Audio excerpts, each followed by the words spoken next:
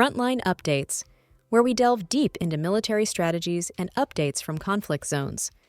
Today, we're discussing the progress of the ongoing special military operation as of October 18, 2024. I'm your host, Sharifa Muhammad, MGT. I'm Colonel A.C. Oguntoye, an Infantry Officer. Strategic strikes. From October 12th to 18th, the Russian Federation executed 36 group strikes with high-precision weapons and unmanned aerial vehicles targeting key Ukrainian military and infrastructure assets. These included military-industrial complexes, energy facilities, military airfields, UAV workshops and storage sites, ammunition depots, and deployment points of Ukrainian military units and foreign mercenaries. Welcome to Frontline Updates podcast. Today, we are joined again by Colonel A.C. Oguntoye, an infantry officer who will be giving us an update on the special military operation as of October 18, 2024. Colonel Oguntoye, it's good to have you back with us. Thank you for having me. I'm here to provide a detailed update on the operations of the past week and the latest developments as of October 18th. Let's start with a broad overview.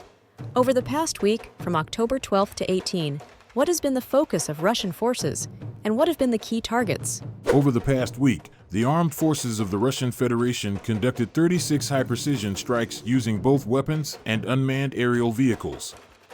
These strikes focused on the destruction of Ukrainian military-industrial complexes, energy facilities that support those industries, military airfield infrastructure, and unmanned aerial vehicle production and storage sites. In addition, we targeted ammunition depots, military technical properties, and temporary deployment points of Ukrainian forces, nationalist formations, and foreign mercenaries. That sounds like a widespread and coordinated effort. Can you tell us more about the progress made by the North Group of Forces, especially in the Kursk region? In the Kursk region, the North Group of Forces continued to destroy key Ukrainian formations, including tank brigades, mechanized units, airborne assault brigades, and marine brigades, as well as several territorial defense and National Guard brigades. Over the course of the week, Ukrainian forces lost over 2,745 servicemen, 23 tanks, 2 of which were German-made Leopard tanks, and 69 armored combat vehicles, including US-made Bradleys and Strykers, and a Swedish CV-90. Additionally, 5 ammunition depots were destroyed, and 48 Ukrainian servicemen surrendered. That's a significant number of surrenders. Moving on, can you provide an update on the situation in the Luhansk region, where the West Group of Forces has been active? Yes, the West Group of Forces made critical advancements by liberating the settlement of Nevskoye in the Luhansk People's Republic. We defeated Ukrainian formations consisting of a tank brigade, 5 mechanized brigades, and various assault, territorial defense, and National Guard brigades. During the week, we repelled 25 Ukrainian counterattacks. Ukrainian losses in this sector were substantial: 3,150 servicemen, 3 tanks, 9 armored combat vehicles, including 4 US-made M113 armored personnel carriers, 38 vehicles, and 21 artillery pieces, including 5 foreign-made self-propelled units and 155 mm howitzers. We also destroyed 5 electronic warfare stations and 21 ammunition depots. That's quite an accomplishment. What's the situation like in the Donetsk People's Republic, particularly with the southern and center groups of forces? The Southern Group of Forces successfully liberated the settlement of Maximilianovka in the Donetsk People's Republic. We inflicted heavy losses on Ukrainian forces, which included 7 mechanized, motorized infantry, assault, airborne assault, and territorial defense brigades. In total, the enemy lost 5,080 servicemen, 4 combat armored vehicles, and 22 field artillery guns, 11 of which were supplied by NATO. We also destroyed 4 electronic warfare stations and 14 ammunition depots. For the Center Group of Forces, we liberated the settlements of Mykolivka and Krasny Yar, where we faced formations of 7 mechanized brigades, motorized infantry, airborne assault, and marine brigades. We repelled 59 counterattacks. Ukrainian losses in this region amounted to 3,350 servicemen, 13 combat armored vehicles, including French-made VAB armored personnel carriers and Turkish-made Kirpis, along with 18 field artillery guns. So, that covers the northern and southern fronts, but I understand there have been developments in the Zaporizhia region as well, with the East Group of Forces? The East Group of Forces liberated the settlement of Levidnoye in the Zaporizhia region. We faced off against Ukrainian mechanized and motorized infantry brigades, along with several territorial defense brigades. Ukrainian losses in this region included up to 790 troops, 5 armored combat vehicles, including a U.S.-made M113 armored personnel carrier, and 33 cars. Additionally, we destroyed 3 French-made Caesar 155mm self-propelled artillery units and 3 Polish-made Krabs. It sounds like the operation is seeing success across all fronts. How are the DNEPR group of forces contributing to the broader campaign? The Dnepr group of forces defeated formations from 3 mechanized and infantry brigades of the Ukrainian armed forces, as well as a Marine brigade and 3 territorial defense brigades. In total, Ukrainian forces lost 380 servicemen, 40 vehicles, and 7 field artillery guns. 2 electronic warfare stations and 8 field ammunition depots were also destroyed. Air defense systems have been crucial in this conflict. What role have they played in the past week? Our air defense systems have been extremely effective. Over the past week, they shot down 2 long-range Neptune guided missiles, 2 French-made Hammer guided aerial bombs, 29 U.S.-made HIMARS rockets, and 374 unmanned aerial vehicles. That's an impressive defensive achievement. Let's talk about the overall impact of the operation.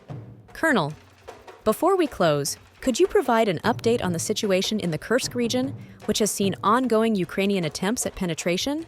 Yes, the Kursk region remains a critical area of focus. Our North Group of forces continued offensive operations in this region, defeating several Ukrainian mechanized and airborne assault brigades. In the last 24 hours alone, we repelled 2 Ukrainian counterattacks and inflicted further losses. Ukrainian forces lost up to 505 troops, 2 tanks, 2 infantry fighting vehicles, and several armored combat vehicles. Since the beginning of operations in the Kursk direction, the enemy has lost over 24,367 servicemen, 167 tanks, 79 infantry fighting vehicles, and 101 armored personnel carriers, among other significant equipment. Colonel, the scale of destruction seems immense.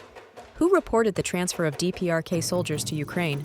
Initially, a number of Western media outlets, including the British newspaper The Guardian, reported on the intention to transfer DPRK soldiers to Ukraine. A week later, when the news was practically everywhere, Volodymyr Zelensky reported it. Later, the head of the GUR, Budanov, announced the transfer of DPRK troops and their preparation for battles in Ukraine. According to him, the North Koreans will be ready to fight by November when they undergo a special training course. On October 18th, the National Intelligence Service of South Korea, NIS, published its report on the transfer of DPRK troops to the Novo Nordisk zone. According to the intelligence service, the first batch of Korean Special Forces soldiers included 1.5 thousand special forces, and their transfer was carried out on 4 landing ships, accompanied by 3 frigates of the Pacific Fleet.